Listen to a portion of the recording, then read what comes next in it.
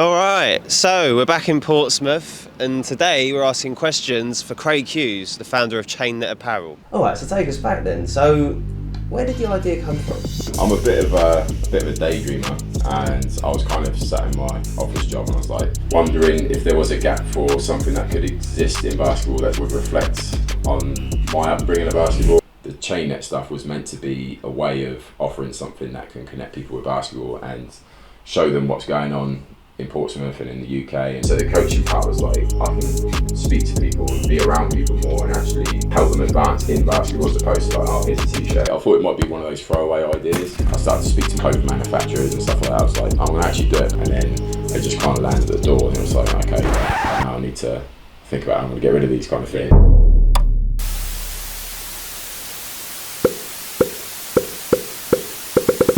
Yeah.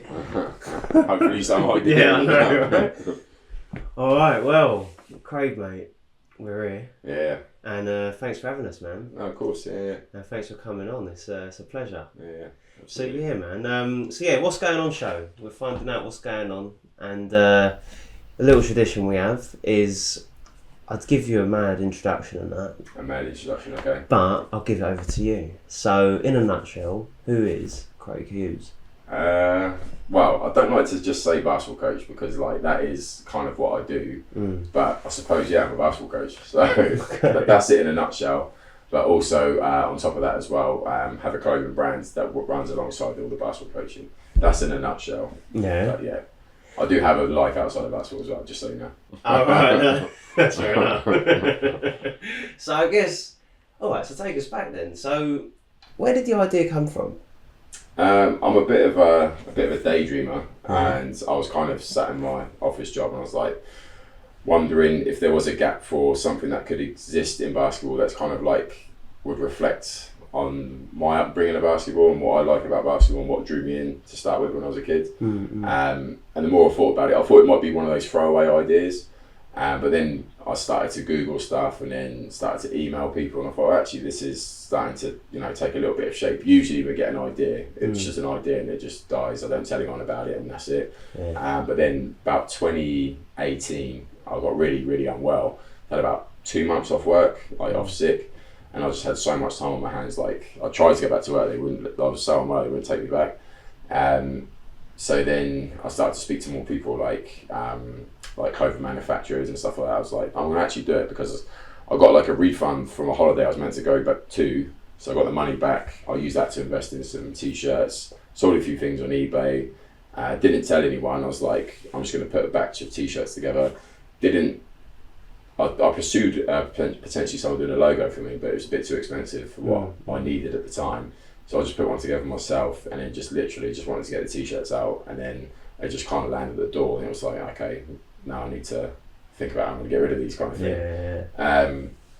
And then the first kind of time I started to let people know about it, it was a tournament that I was playing in, and I set up there, but as I was playing in the tournament, I obviously couldn't do two things at once. So I kind of left it to my missus to kind of mind the t-shirts and stuff, but at the same time I was really nervous about letting everyone know. So I was kind of like hiding behind the corner saying, is anyone like at the t-shirt stand, you know what I mean? And then slowly but surely people started to like the idea of it, and then they started to let other people know, and then kind of before I knew it, it was kind of like I'd go to training, people wearing the t-shirts and stuff like that, and they kind of trusted what it was that I was trying to do. Class. So that was kind of how it kind of started. So yeah, where did you grow up in? I grew up in Portsmouth, so I've literally, where the house I grew up in was like 5-10 minutes from where I am now.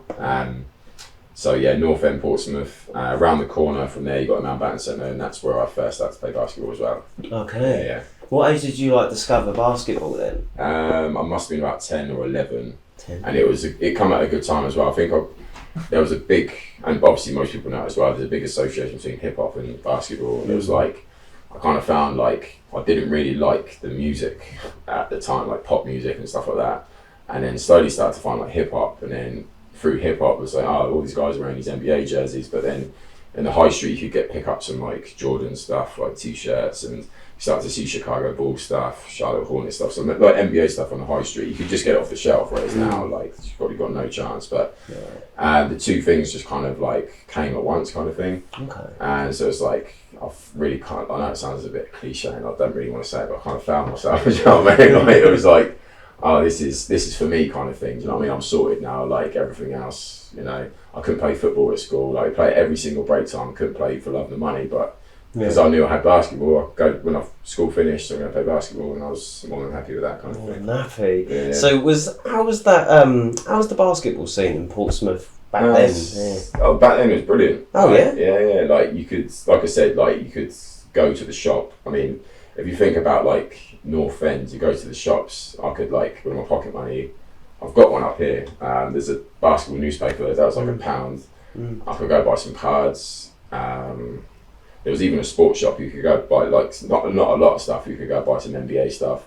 This was like in North End, which is now like vape shops, betting shops, McDonald's. It's that kind of stuff now. But like back then, it was really good. You could go to a park.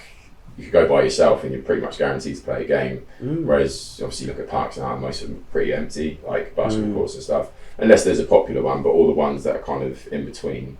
Like they're rarely used kind of thing. But back then you're probably guaranteed to get a game, but it was kind of like an unwritten thing that when school finished, we used to get on our bikes, we'd go to the court, I'd go with my brother, and then I didn't really hang around with anyone my own age kind of. It was always my brother's mates who was older. Okay. So I was always playing with and against them. Oh right. Yeah. And did you realise that you were good? Yeah.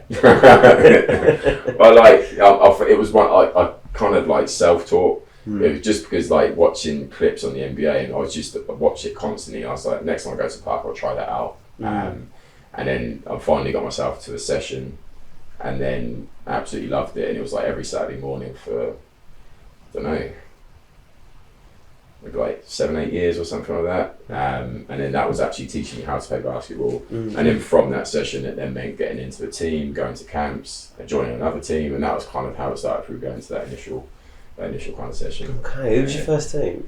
Who did I play for first? Portsmouth. Yeah, I played for Portsmouth first, yeah. How was that? What was the level? It was alright again, I had to play a year up. So I was playing mostly with like, everyone who was like a year older than me. But yeah, the level was pretty good.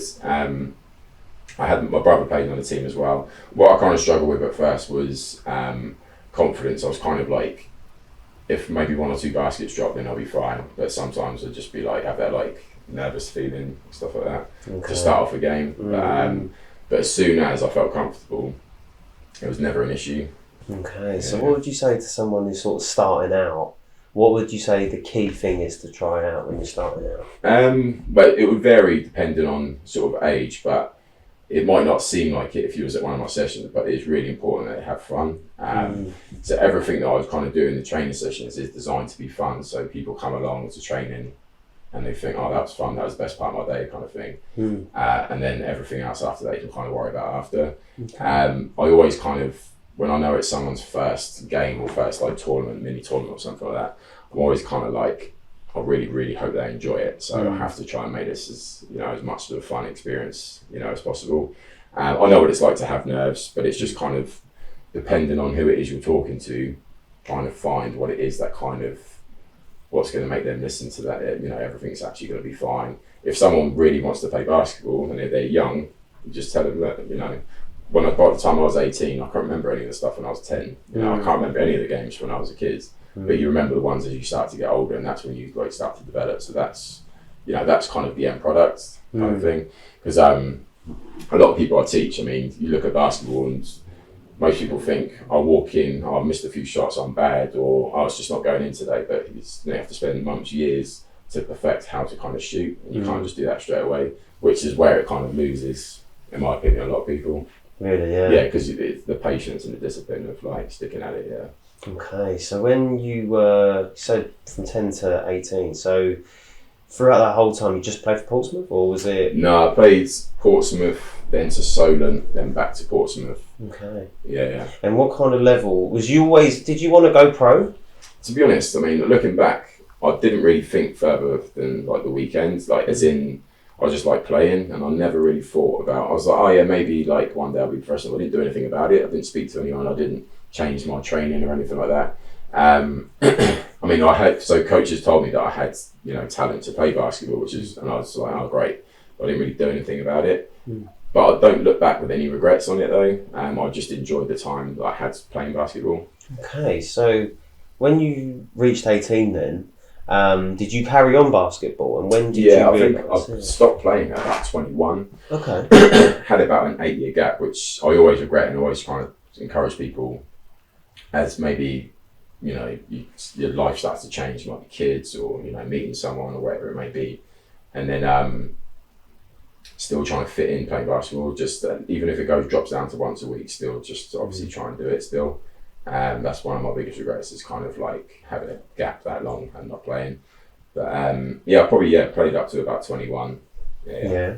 And that was just life got in the way, really. Yeah, kind of. Yeah, getting older, having kids and stuff like that, and but then to be honest, looking back, there's no reason why I still couldn't have had time. So what brought you back? It was the notion that I could still dunk. I was like, oh, man, I can dunk. Why did I stop playing? Because it's, to me, that's what I think. In my opinion, obviously everyone's got their their passions and stuff, but for me, basketball is amazing in that, like, I think, well, from my opinion, I think it's the only sport you could probably be amazing, but not everyone can dunk. So I know some really, really good basketball players who've never had the experience or the thrill or what it's like to dunk. But they're obviously really, really good players. And it's not just about height, it's obviously all the other things around it, but obviously height does help. But I just think it's just a really amazing thing to be able to do. On that, do you think height is a big factor in basketball? It is. But I wouldn't discourage anyone who's not as tall to not play, because there are ways you can kind of manipulate taller players. And as time has gone on, basketball's more widespread in that most of it used to be played underneath the hoop, and now the court's being stretched a little bit more. So shorter players, they found their kind of own niche to play. It got stretched. As in, like, there's space in the court more. So if you look at here, everything was here. But now we're widespread, and even your biggest player might be out here as well. So it kind of opens up this space here, and there's like kind of freedom to play. I see. Fair enough. So you found out you could dunk. Was that like a movie moment? You just went out? When I got my first one, I was like 15, I think, and it was in a warm up for a game. I kind of just didn't really care about the game. I just wanted to go home and tell my brother that I did it. Like, So I did it 2 times in a row. So I was like, this isn't a fluke. This is happening now. I'm in. Like, I'm in. So all right. So when you was about 28, when you got back into it, or like late 20s. Yeah. Okay. And then did you get straight back into coaching? Well, I never did. I did a bit of coaching at college, and it was like one of those things that I did enjoy. And I thought it was alright, but I looked back at, my mum gave me my old like coursework, and I looked back at it and it was awful. I did enjoy it though. So it was about the time I started Chainnet. I was like, in parallel, I was like, I'll start doing some coaching as well, because it was kind of like the Chainnet stuff was meant to be a way of offering something that can connect people with basketball and show them what's going on in Portsmouth and in the UK, and that it is, it's still. It's an American-born sport, but it's still our second most popular team sport in the UK. So the coaching part was like, I can kind of speak to people and be around people more, and actually help them advance in basketball, as opposed to like, oh, here's a t-shirt. I feel like it can only go so far. Okay, because I thought I thought that you'd started coaching and then you started. Oh no, it's the other way around. Yeah. But with the coaching now, I'd say like, you can kind of tell like where you're at with like your algorithm and stuff on your phone. Like everything coming towards me now is like coaching videos now, whereas before it used to be like funky old 90s stuff, which still comes through, which obviously tell me that I'm still doing all this, but come away from it more, and then the coaching is obviously what's more kind of pressing at the minute. So what was it like then, actually starting a clothing brand? For someone like me, I'm quite quiet. It depends who you speak to. They might sound really loud, but like for me, like it was quite hard to like tell people that I would come up with something. But after a while, like it's just me overthinking. That's what it is. And I tried at first to not let people know I was doing it. And then some messaged me like, "This Chainnet Apparel, is that you?" I was like, "Yeah." And then my cover was blown in it. But then that was fine, because more people I told, the more people are like, "Oh, I could do a website for you, and I could do this, I could do that." And then it just kind of grew and grew. Why do you think that is the case though? Why do you think you was quiet about it? I suppose it's like some people, I suppose what people think, isn't it? Being honest, I don't care what people think, but I think a lot of people, I think what other people think, but I still don't care what people think, if that makes sense. Like, but as time's gone on since then, 'cause it's been like 6 years now, I couldn't care less. So it's kind of like moving from one comfort zone to another. So the original comfort zone was, you know, going to work and Now it's like, I'll come up with something for myself, which is this. And then getting out of my comfort zone was letting people know that I'm doing it. And then that became normal. So the next thing was, you know, it kept going and going and going and going. And that's kind of how the brand grew, because it's kind of like jumping from one comfort zone to another. So what used to be uncomfortable is now I don't even think about it. Class. Yeah. And do you do the designs? No. So there's a few. So this is the camp that I used to go to in Portsmouth. Okay. So that's the old logo. There's actually 2 logos. A friend of mine did that. He, I'm not sure where he's at the minute. I think he's freelancing at the minute, but he's done some pretty big stuff for like Jumpman, I Love Dust and stuff like that. So he's done a tremendous amount of stuff to me, which I felt like helped me get off the ground a little bit more. See if I can find. So this one is a big example. I mean, very true. This here, these little patterns all kind of mean something. We did it a long time ago, but they're kind of like references to me and stuff like that. Oh, so, yeah, on the front. Let's talk us through it. Yeah, I mean, there's what's meant to represent a Jamaican flag in here, because I'm half Jamaican. There's also a tail in there because I'm half Welsh. There's a speaker somewhere to represent hip hop music. There's basketball. There's a number 9 in there. That was the number that I wore. There's quite a lot in here. There's a rock in there because that's what Craig means. The definition of Craig is rock. So there's a in there as well. And I think there's a sun in there as well, which was meant to represent the fact that I got 2 sons. So there's quite a few things there, but we did it quite a long time ago. I can't actually remember all of them. I think number 13's in there as well. My brother wore number 13. But I'm just trying to find out. So the logo, and Tom, his name's Tom, he kind of did these designs that kind of help the brand pop a little bit. Because at first it was kind of like just slapping a logo on a t-shirt, which, you know, I'm not a big fan, you know what to kind of do really. But then it's kind of, you know, I felt like most of the pieces after that had kind of some thought behind it. I mean, we laugh about it now. The last time I saw him, it's like, you know, I could just put a t-shirt that says like, the grind never stops. Or something like that, you know what I mean? Like, but like these all kind of mean something to maybe me or to people who play basketball in Portsmouth. Okay. So yeah, it's done with some feeling, you know, it's not a quick get rich and I want your money, here's a t-shirt kind of thing. It's, yeah. So on that then, kind of, how important is your heritage to you? What, through basketball just in general? In general. I don't say basketball, yeah. Yeah, no, definitely important. Yeah, I look back on like childhood quite fondly and stuff like that, and yeah. Oh, nice. And in your basketball, how important is it for you? Oh yeah, very, yeah. I mean, there's loads of different sides to basketball, so there's like loads of different lanes, and I kind of feel like mine is what helped me, well, mine is kind of like what gave me, I won't say personality, but like, I don't know what it is, I'll have to come back to that, but like, I think I know what I'm trying to say, but it's, yeah, so like, because it's mostly tied into kind of how I feel like a representation of me is in like old school and things like that. So I feel like the basketball that I like is kind of like that old school, even the old school mentality and stuff like that. Like, I think it's you know, quite perfectly with me. Like, yeah. I don't think I answered that quite right. I know what I'm saying. No. I mean, so how do you mean by the old school personality then?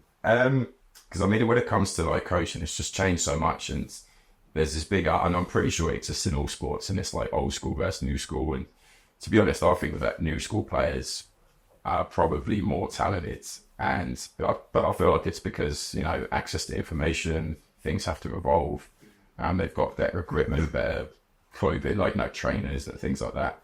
But it's all, you know, we've learned so much, so we can teach it, you know, kind of thing. So for someone who's my age, it's kind of like, I'm trying to mix the old with the new at the minute. So the old would be, I kind of feel like players struggle with things that go their own way.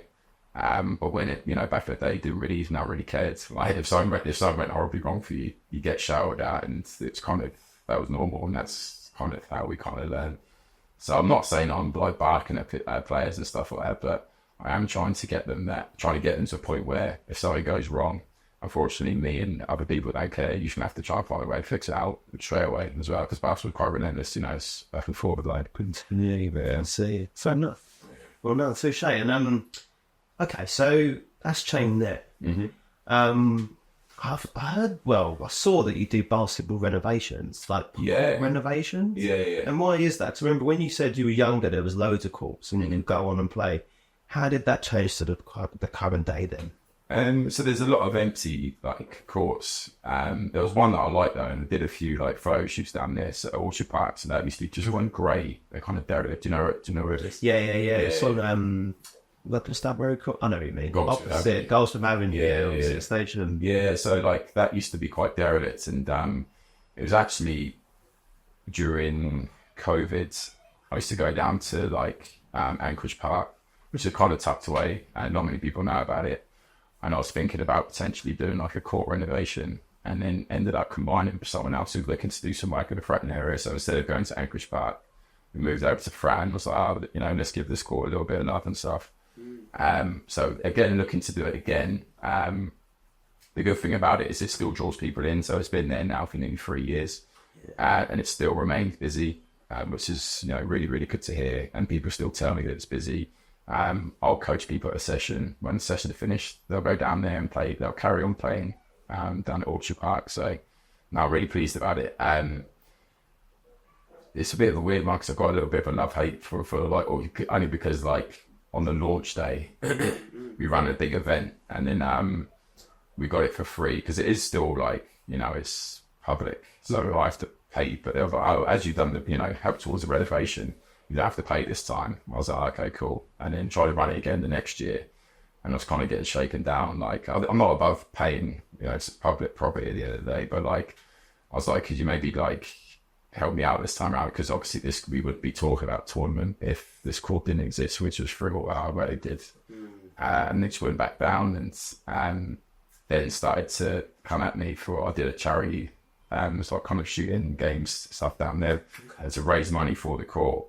Which again is public and it's not only through me, and it's like trying to, oh yeah, we saw that you were running this shooting event, like you need to pay for that. I'm like, hang on, the money's going into the court that we did for you pretty much. When I was trying to get that, and it just got a little bit out of hand. And then even recently I got an email. It was obviously a generic email, but they were trying to claim back the money from the tournament that I did the first time. Yeah, so they were trying to, so again, like I said, I'm not above paying for it, but cut some slack, because we put it together. So it's kind of like, sometimes I don't really like going down there, like not out of spite, but just a bit like, it's just too stressful looking at it sometimes. But people are enjoying it. And yeah, what kind of gets me as well, I know that other tournaments and stuff and other little mini events happen down there. Well, I know, well, obviously from what they're saying about me hosting this other one, if I was to put something on social media, it would end up getting seen. I don't know who gets seen by someone. They'd be like, "No, you got to pay for that." Whereas I know that these other toilets kind of fly underneath the radar, so they can kind of do what they want, which is a bit of a kick. It's like, I quit my job as well at one point to see it over the line. It was like, wow. Yeah. And that was, we won't mention names, but that's probably the council. Yeah, it's not all bad. Because the thing is, the division, the council helped me out massively, so it's not like I'm not, That's interesting. I found that quite alarming, given that it is a community project and they're sort of asking all that. Yeah, I kind of feel like just for the because it was meant to be the tournament to keep running there. And I kind of don't want to. The tournaments just that exist, which is the good thing, which is the main thing as well. And again, people use Orchard Park. Yeah. So there's 4 weeks down there. You're probably pretty much guaranteed to get a game ready. So I'll drive past. There are people in there. So that is the ultimate thing that I'm going to go on there. Yeah. And if these other toilets are existing, that's fine. People are playing, so it would never ever bother you. Okay, so basketball coaching and basketball teams. Who do you oversee then? Is it like Chainnet's own team? No, for Chainnet, I'll do what's called 3x3. So if you just imagine 3 against 3 by 3. Yeah. And then there's some rules that have kind of changed slightly over the years that kind of allow it to be its own kind of sport. You see that blue and yellow ball there? If you just grab that a second. Oh, yeah. So it's designed slightly differently. So it's okay. So it's actually like it weighs the same as a size 7 ball, which is used professionally. But it's the ball size is a size 6, which is one under. Okay. So the grooves on the ball as well just kind of help for shooting, and there's just a few things that are just a bit different about 3x3, and it's kind of created its own lane in that it's now an Olympic sport. Is it? Yeah, so not a lot of people know that. Is it a new one as well? Yeah, it's only been in one Olympics, and it was in the Commonwealth in 2022. Okay. England won gold and women's won silver. So I'm trying to teach people that. So that's what kind of I'm doing independently mostly. But team-wise, I look after Portsmouth's under-12 team, which my son plays in as well. Nice. So it's kind of, yeah. How's that, coaching your son? It's mental. Yeah. But to be honest, I absolutely love it. But yeah, it's and he does make me laugh, and he's just if you meet him properly, he just doesn't stop talking. But like he's love for it, and I wouldn't have him any other way. But yeah, it's difficult. Oh, class. Okay. But at the same time, I wouldn't have any other way though. Yeah. Oh, that's great. I remember when I was a kid, I was different sport, football, and my old man used to. Oh, it was terrible. Oh, he was a coach. Yeah, like one couple of times, and then he would like referee the games. Okay. And, Yeah. That I mean, pressure. It's tough. I mean, when I sit back, I do feel, because I mean, his experience is different to everyone else's, and I tried my best not to let that be the case, but it can't really be helped, and yeah. Well, fair enough. Yeah. So cool. So Chainnet, so 3x3. Do you prefer that over like bigger teams?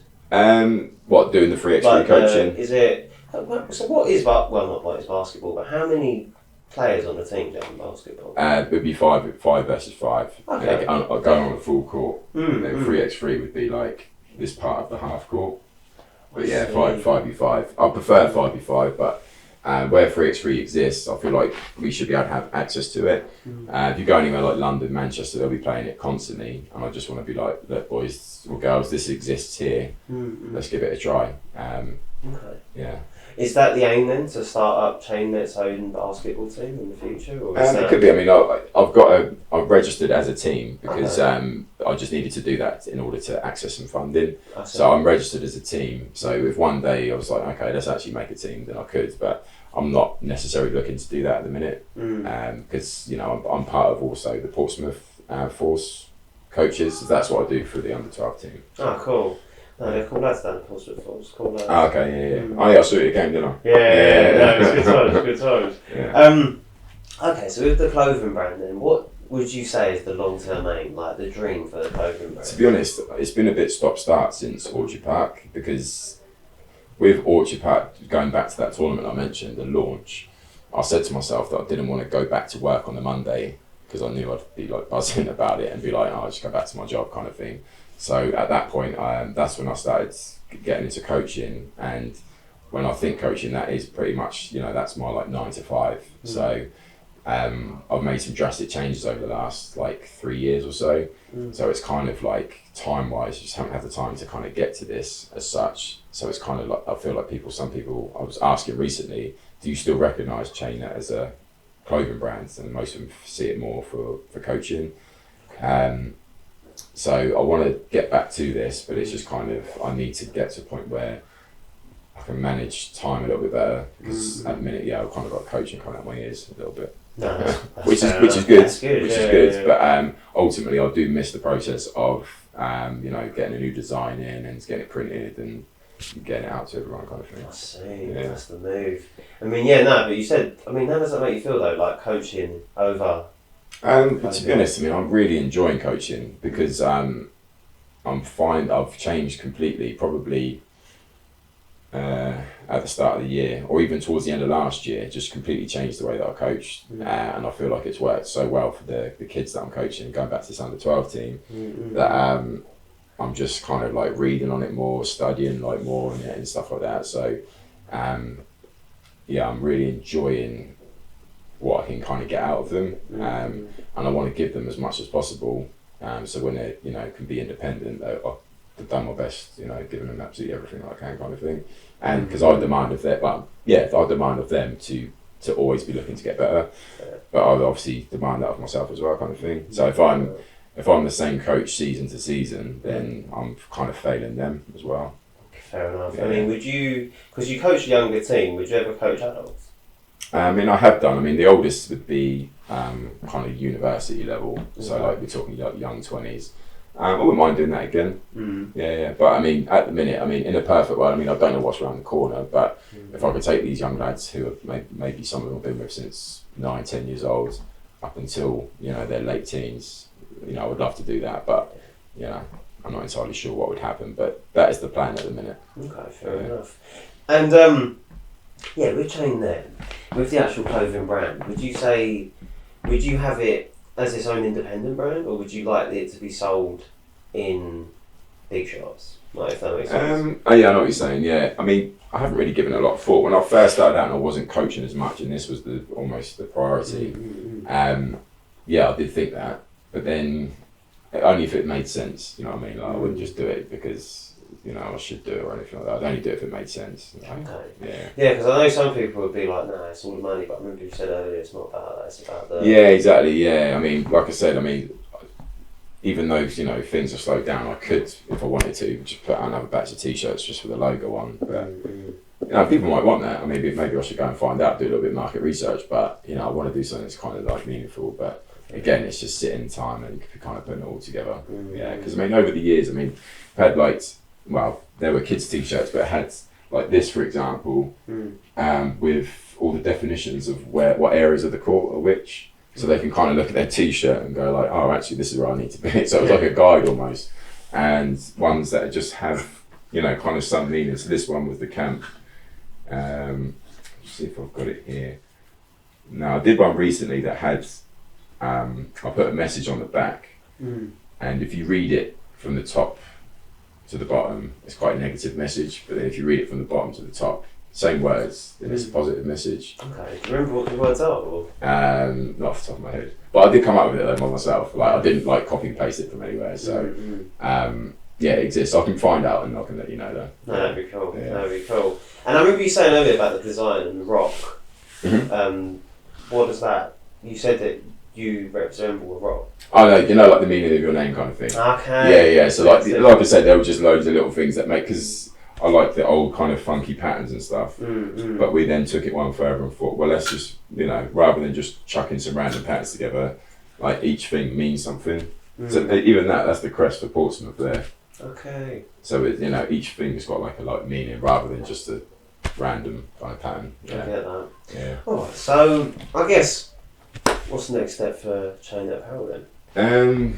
I don't know long term. I mean, this summer I want to do some more work for Nike and just doing like their camps. I want to be able to spend some more time with Chainnet stuff kind of independently.